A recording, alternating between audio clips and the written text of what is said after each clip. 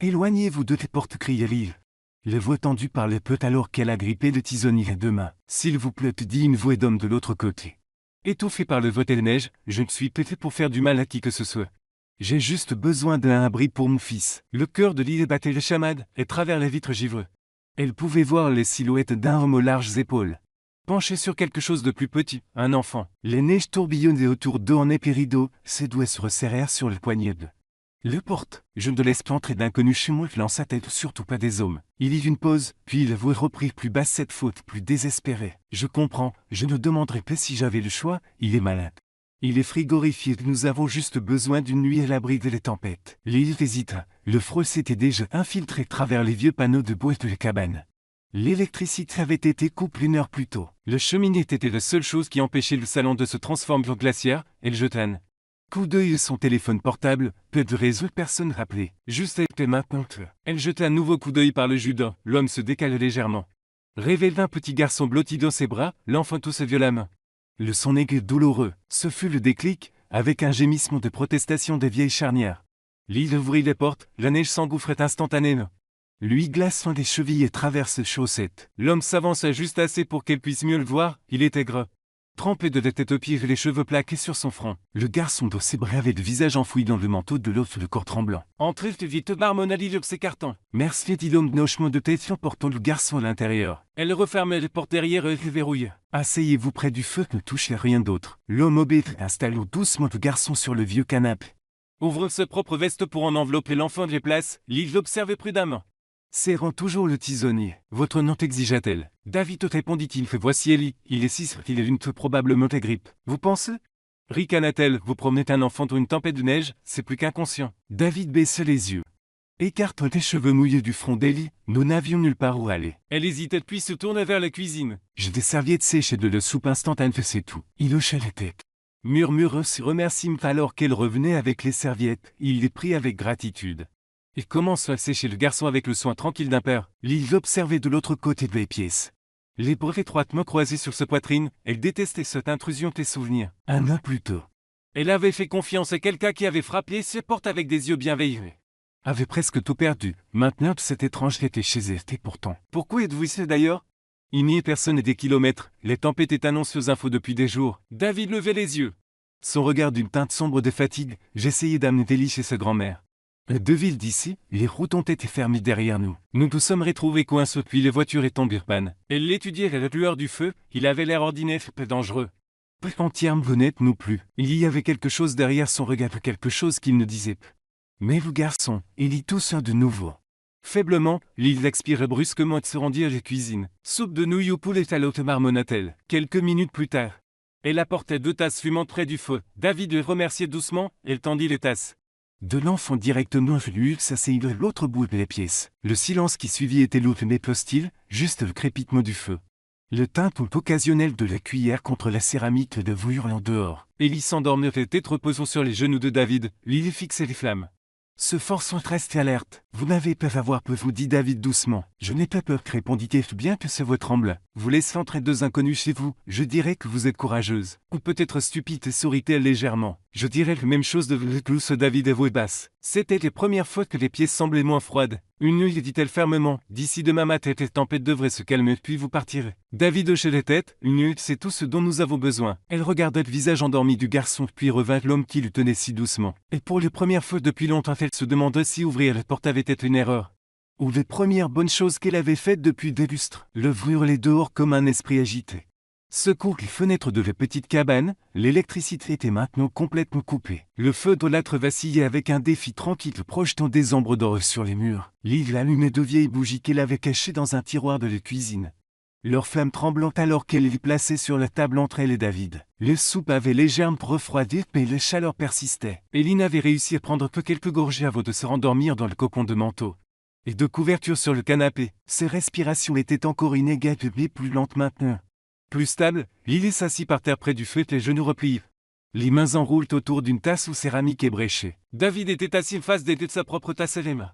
Son visage partiellement éclairé par la lueur du feu, il semblait moins imposant que la lueur des Bouge fumée, fatigue mais calme. Elle adore les nouilles au poulet, dit-il après une longue gauche en désigne son fils. Elle? David glousse doucement. Désolé, une habitude, sa mère. Elle est décédée il y a quelques années.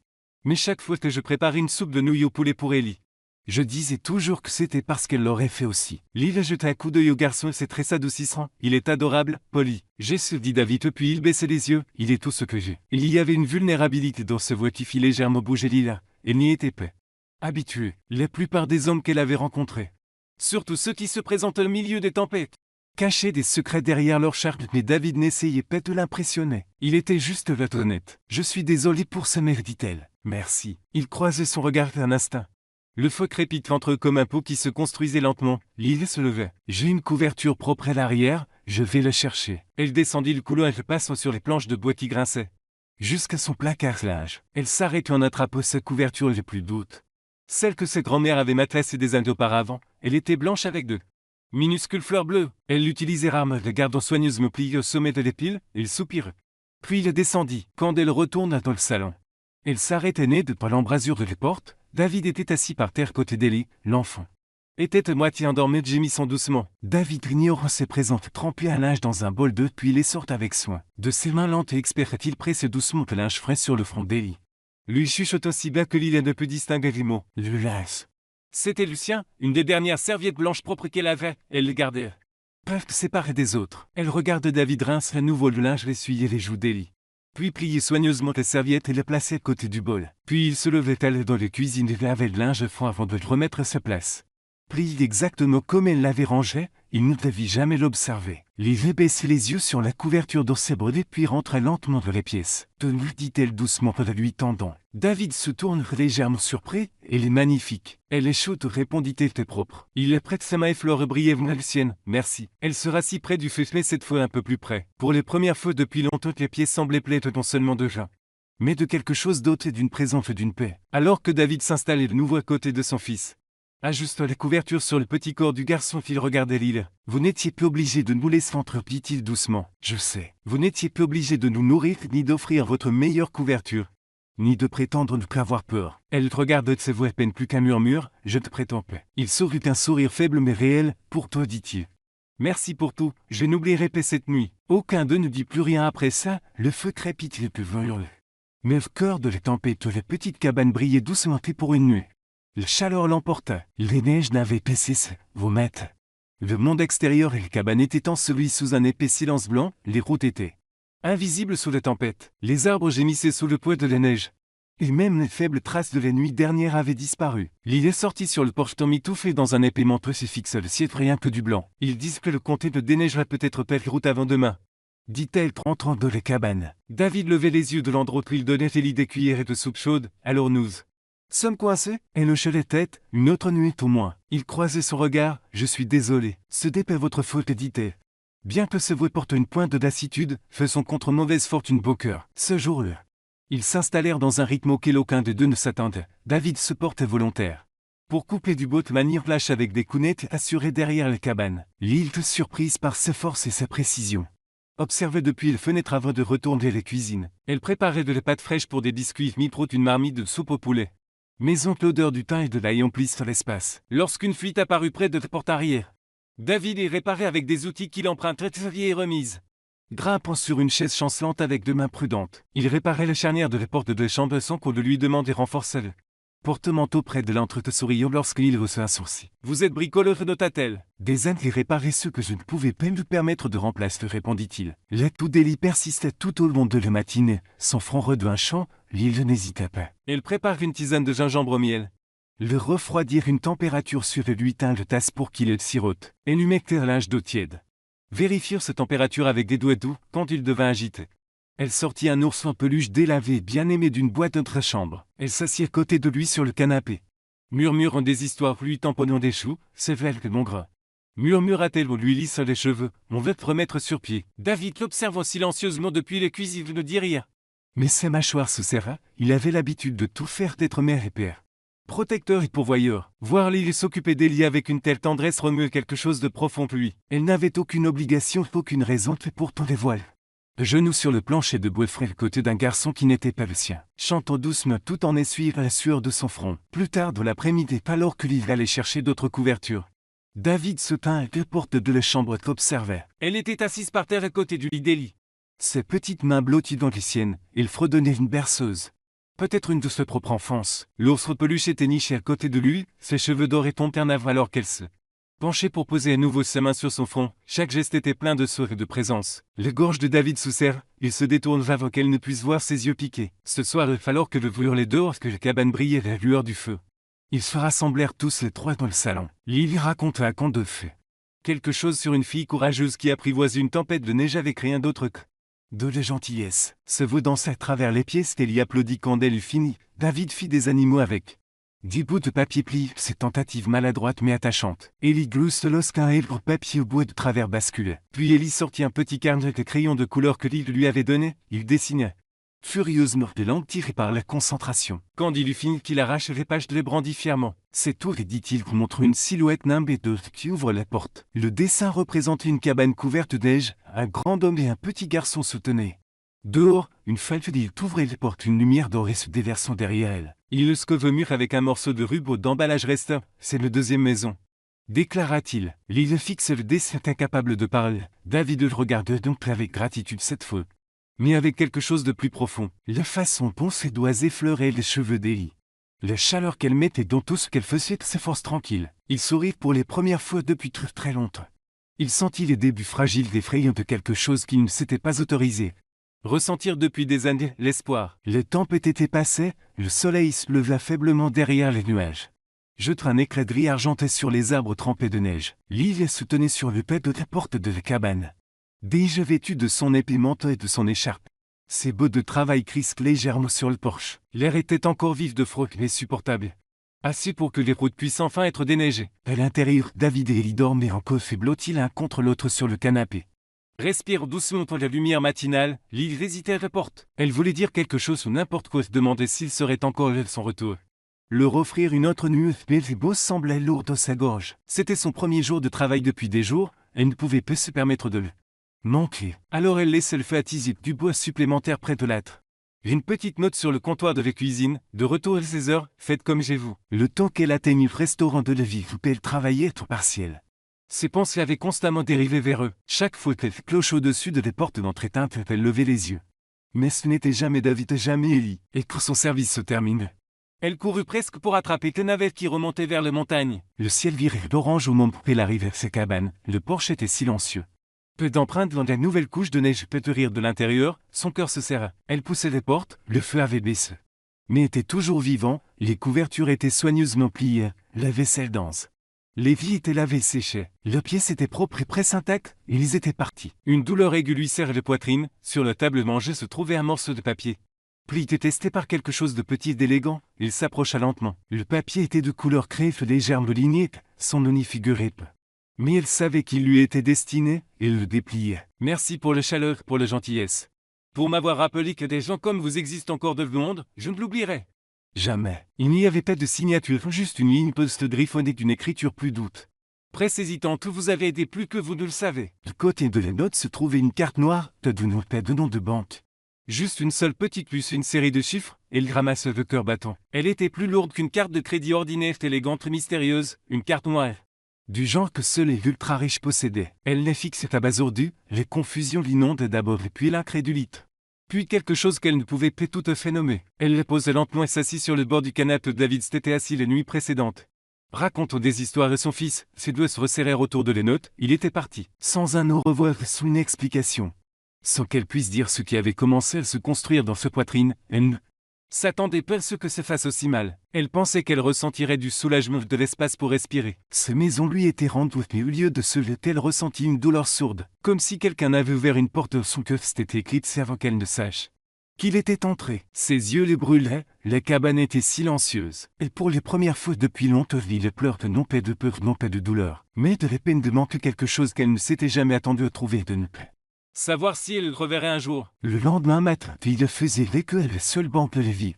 La mystérieuse carte noire serrée dans la poche de son manteau. Se buffant lui les porte-vitres alors qu'elle attendait qu'on allait s'entrer. Pendant tout le trajet, son esprit avait mené une guette à côté criant de l'utiliser. L'autre s'accroche à la seule chose à laquelle elle s'était toujours cramponnée de fierté. Quand son numéro fut appelé, elle s'approcha du guichet président. Je trouvais dit-elle posant délicatement les cartes sur le comptoir, je veux juste savoir à qui elle appartient. La guichetière lui lança un regard étrange mais tapait quelques chiffres, après quelques secondes. Ses sourcils s'haussèrent légèrement. C'est un compte privé, dit la femme prudemment, aucun nom des publics me rattache.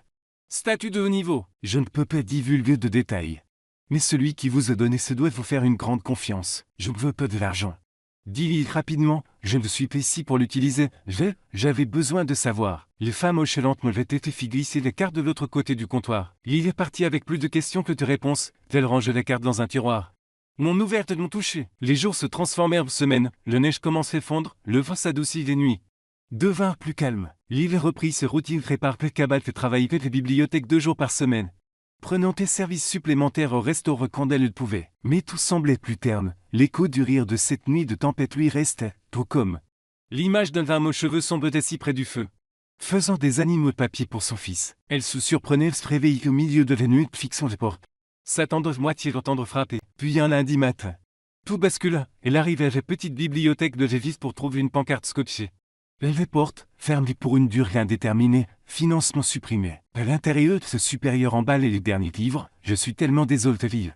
Dit le faible peintre croiser son regard, les directions coupaient les poids avec les sites ruraux. Il n'y a rien que nous puissions faire. Elle rentre chez elle ce jour-là avec les jambes engourdies, chaque peu semblait plus lourd que le précédent. 2 emplois perdurent moins de 3 mois. Peu de famille, peu de filets de sécurité. Les factures s'accumulaient déjà. Fin de la semaine. Sa pile de bois diminuait, le réfrigérateur était à moitié vide, son compte d'épargne passait sous les barres des $20. Elle essayait de vendre de l'artisanat et même sa vieille machine était créée. Mais rien ne marchait, le silence dans les cabanes devint plus lourd chaque jour qui passait. Puis vint les lettres, elle arrivait un mercredi après-midi. Glissée sous sa porte une épaisse enveloppe crème, son nom était écrit avec des traits élégants délibérés. Elle l'ouvrit lentement, à l'intérieur se trouvait une lettre d'une seule page imprimée sur un papier en tête de qualité. Chère mademoiselle Ile Thompson, nous avons le plaisir de vous convier à un entretien privé pour le programme de sensibilisation communautaire nouvellement établi au sein d'Air Holdings. Nous recherchons des personnes au caractère rare, aux valeurs fortes et de compassion démontrées. Votre nom est personnellement recommandé. Veuillez vous présenter à notre bureau du centre-ville et leur indiquer ci-dessous. Des dispositions de transport ont été prises en votre nom. Cordialement, David R., président directeur général Terretro Holding. Ses mains tremblaient, et il les relevait encore et encore. David, elle s'assit lourdement sur le bord du canapé que l'endroit même où il s'était assis à côté d'elle. Elle presse la lettre contre sa poitrine, respire profondément, il se souvenait. Il l'avait trouvé. Elle ne savait pas ce qu'était cet entretien, ni pourquoi maintenant. Ni pourquoi après tout ce temps il l'avait contacté. Une chose était certaine, son histoire avec David n'était pas encore terminée. L'île soutenait dans le rôle de l'immeuble de verre étincelant. Les sols en arbre poli reflétant ses bottes encore tachetées de poutres de routes de montagne. Le plafond s'étendait très haut au-dessus des bordés d'une lumière d'or. Les gens autour d'elle se déplaçaient avec un objectif tranquille dans des costumes élégants. Des talons impeccables. Elle se sentit comme une étrangère terre inconnue, serre la lettre d'invitation dans une main. Elle s'approcha de réceptionniste. J'ai un rendez-vous avec Terretro Holdings, mon nom est. L'île Thompson terminait la femme en souriant chaleureusement. Oui. Nous vous attendions, veuillez prendre l'ascenseur jusqu'au 32e étage, monsieur Rivre vous y attendrait. Personnellement, l'île cligne des yeux, monsieur Rivre. Oui, dit réceptionniste composant déjà quelque chose sur son casque, c'est le PDG. Elle entrait de l'ascenseur et le cœur battant, le numéro au-dessus des portes défilait vers le haut. Chaque étage ramenait un souvenir et l'irait de côté du fait David lui tendant de la soupe. Sa voix avait remercié dans le calme d'une nuit enneigée. Que les portes s'ouvrirent, l'espace devant elle était calme. Élégant, une femme probe marine lui fit un signe poli qu'elle conduisit à un gros bureau rose. Mur de verre, il était là. David se tenait près de la fenêtre. Grand et posé dans un costume anjaceit, il lui tournait le dos et alors qu'elle entrait. Il se retourna, leurs regards se croisèrent. Le temps un instant s'arrêta, il saute chaleureux et constant familier. L'île. Elle prit une inspiration. David. Il s'avançait, les mains détendues le haut du corps, il avait l'air le même mais différent. Plus fort quelque sorte plus au contre-eux. Mais avec la même gentillesse tranquille dans les yeux. Je me demandais si vous viendrez, dit-il. Vous m'avez invité, répondit-elle à voix douce. J'espérais que vous diriez que, dit-il doucement. Puis il désigna le petit coin salon près de la fenêtre. S'il vous plaît, asseyez-vous. Elle s'installait dans le fauteuil. Agrippant légèrement les côtés, il se dirigea vers l'étagère voisine. Sortit un dossier plein, le lui tendit. À l'intérieur se trouvait une seule feuille de papier d'un dessin d'enfant, les cabanes de la neige. Un grand et un petit garçon, une femme blonde ouvrant les portes, ses yeux s'écarquillèrent. Vous l'avez gardé, murmura-t-elle. Je l'ai pris la nuit, David, ce matin. Je savais qu'Élie voudrait que je le fasse, il vous appelait notre ange cette nuit-là, je voulais garder un morceau de ce que cette nuit signifiait. Elle levait les yeux vers Lude, David s'assit face d'elle. Se penche en avant, je ne vous ai pas dit qui j'étais. Je n'avais pas prévu de me présenter cette nuit-là. Mais j'ai passé les mois depuis essayer de trouver comment rembourser quelque chose qui ne peut être remboursé. Lily secoua lentement la tête, je n'ai rien fait d'extraordinaire. Vous nous avez donné un abri de la dignité. Vous avez donné Kelly de la chaleur et de la sécurité quand nous n'avions ni l'un ni l'autre. Et vous m'avez donné quelque chose que je pensais avoir perdu pour de bon, il marque une pause. De l'espoir. Elle ne parlait pas, ses mains se resserrèrent autour du dessin. David continue de voix stable. Je pensais que la seule façon de construire quelque chose de durable était par le pouvoir. Le contre-mais vous m'avez rappelé que ressemble les vraies forces tranquilles, courageuses, bienveillantes, j'ai créé un programme sensibilisation communautaire d'éducation. Aide rurale tout se racinait à cette seule nuit. Il se levait et se dirigea vers son bureau. Récupérez un autre dossier, et je veux que vous le dirigiez. Lily cligna des yeux. Moi? Il hochait la tête. Vous l'avez vécu. Vous comprenez ce que signifie donner sans rien attendre. Retour, c'est le genre de leadership que je veux. Elle baissait les yeux sur le dossier sur ses genoux. Puis revint ses voix tremblaient. Il ne s'agit pas d'argent, n'est-ce pas? David sourit. Non, ça ne l'a jamais été. Elle regarde. Cet homme qui s'était autrefois assis près d'un feu portait des bottes et une chemise. Carrure qui lui offrait maintenant non seulement un travail, mais une place dans l'histoire qu'il était encore en train d'écrire. Elle hochait la tête. Je te ferai éditer, peu pour le titre, peu pour le bureau, mais parce que dans ses yeux. Elle voyait quelque chose qu'elle n'avait pas vu dans son propre reflet depuis longtemps, un but. Et parce qu'elle le croyait non seulement tant que pédége. Murtre que l'homme qui avait autrefois murmure merci dans le noir t'avait pensé chaque mot. Les semaines qui suivirent s'écoulèrent à un rythme tranquille. Mais chaque jour tissait des liens plus étroits entre lui et David. Leur nouveau programme sous l'égide de Retro Holding baptisé l'initiative de la porte ouverte. Se concentrer sur l'offre d'un abri long terme, d'une formation professionnelle et d'une garde d'enfants pour les parcs célibataires et les sans-abri. La fondation reposait sur le principe que l'île avait incarné seul savoir le nul qu'elle avait. Ouvert les portes de ces cabanes, les gentillesses sans condition changent des vies. Dans chaque salle de réunion, chaque visite de site, chaque échange de mails tard dans la nuit. Ils se tenaient côte à côte. Ils débattaient avec acharnement. David pragmatique, axé sur le résultat vif. Empathique et farouchement protectrice de chaque voix. Parfois qu'ils s'affrontent, mais ils écoutaient toujours le fait. Trouvaient toujours une voie à suivre qui allie intégrité et cœur. Lily ne s'était jamais sentie aussi comprise. Chaque matin, un café l'attendait sur son bureau exactement comme elle l'aimait, de sucre. Pas de crêpes, une pincée de cannelle. David ne disait jamais rien, mais elle le remarquait chaque fois, certains soirs. Ils travaillaient examinant des propositions, discutant de logistique compliquée. D'autres soirs, ils raccompagnaient ces voitures en silence. Leurs épaules s'effleurent parfois dans l'obscurité. Toujours peu de mots sur ce qui grandissait entre eux. Juste de regards qui s'attardaient et gestes qui signifiaient plus que ce que l'un l'autre n'osait dire et voix haute. Puis vint le galtre, un événement de grande envergure organisé sur le site phare de l'entreprise. Un entrepôt reconverti servent désormais de centre de vie transitoire ultramoderne. Donateur prêtre, responsable de la ville et dirigeant d'organisations à but non lucratif, remplissait les salles. L'île, que d'une simple robe bleu marine, prononçait un discours sur le nuit, tout a changé. Sur la lueur du feu sous un garçon fiévreux. Elle ne mentionnait pas David par son nom, mais dès qu'elle quitte le un journaliste l'acculait. Certains disent que votre ascension soudaine au sein d'air l'est due une relation personnelle avec Monsieur Rivard, pouvez-vous confirmer ou infirmer que votre rôle est lié au favoritisme? Lila se fige, le souffle coupe et ses mains tremblent légèrement. Mais elle tint bon, ce poste ne l'être faire sur le base de. Elle ne terminait jamais. David s'avançait calmement, mais avec détermination. Se rigate alors qu'il s'adressait les petites foules qui s'étaient rassemblées. Si je peux me permettre, dit-il, posant une main ferme sur le dos de Lila, lui sans hésiter. Il prit doucement sa main dans les siennes et se tourna vers les salles. Les femmes qui se tient à mi-côte changeaient les directions de ma vie, dit-il. Sa voix résonnant de quelque chose de plus profond que les défenses. Quand je m'avais ri, peu de pouvoir, peu de titre, elle nous offrait mon fils et moi. Un abri sans rien demander en retour. Il regardait Lily, quelque chose lascif entre eux qui fit taire même un journaliste de plus sceptique. Elle n'a pas vu un PDG, un homme d'influence. Elle a vu deux personnes dans le besoin et qu'ouvert se porte. Il se retournait vers le fou, pour ce que nous avons construit ici est né de ce moment. Et si cette entreprise a fait quelque chose de bien depuis, c'est grâce à son cœur. Le silence tombe, puis des applaudissements. Lily baisse les yeux sur leurs mains jointes. Toujours chaude et toujours stable. Elle n'avait aucune idée de quand il l'avait prise ou pourquoi son cœur avait l'impression qu'il pourrait se briser de quelque chose de trop plein pour être contenu. Plus tard dans la nuit, que les lumières s'éteignirent et que les invités furent partis.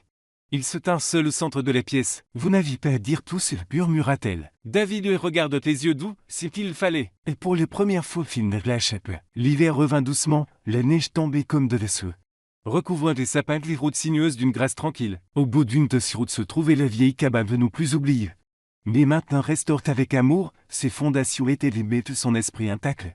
Chaleureux humble en attente. David avait invité Lily et Ellie pour le week-end, après une année de travail côte à côte.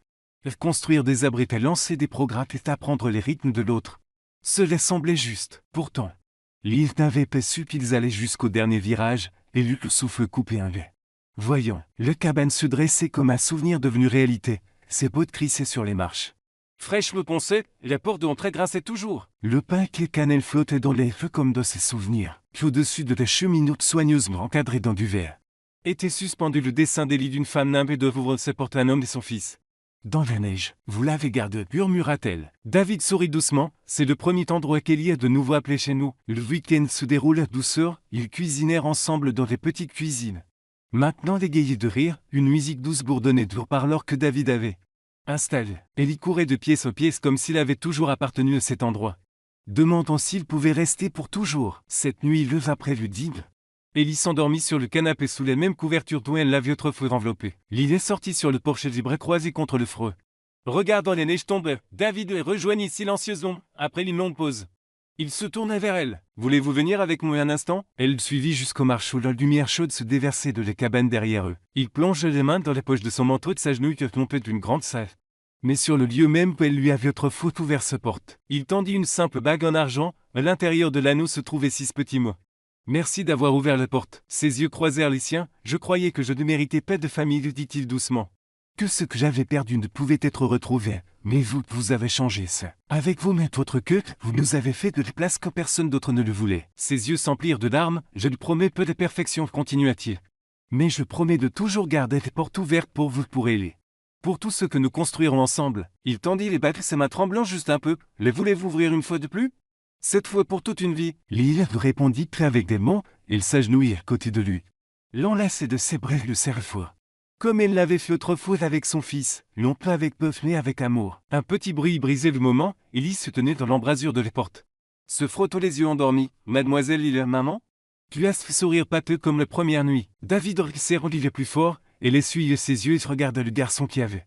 Seul sa voix cousu leur vis ensemble, puis l'homme qui était enfin rentré à la maison. La neige continuait de tomber autour d'eux tous et silencieuse, le de grande foule. Peu d'éclats de diamètre, juste une porte autrefois couverte d'une tempête jamais refermée. Parfois les plus beaux commencements naissent du simple acte d'ouvrir une porte. Si cette histoire touchait votre cœur, si elle vous rappelle que les gentillesses comptent, que l'amour peut arriver tranquillement, et que les secondes chances viennent souvent enveloppées de neige et de silente, alors nous vous invitons à faire partie de plus de moments comme celui-ci. Abonnez-vous à Histoire pour l'âme pour plus de récits d'espoir, d'amour et de résilience. Et des petits choix qui changent de vie pour toujours. Laissez votre cœur se souvenir qu'une histoire à la fois.